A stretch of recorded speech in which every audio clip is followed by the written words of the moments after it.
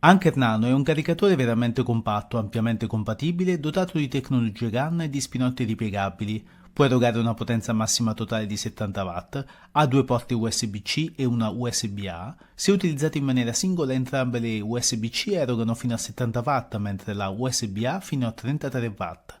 La mia esperienza per ora è positiva, anche se trovo gli spinotti terribilmente duri da inserire nelle prese. L'attuale prezzo su Amazon è 50 euro, ma è stato in offerta a 40 euro.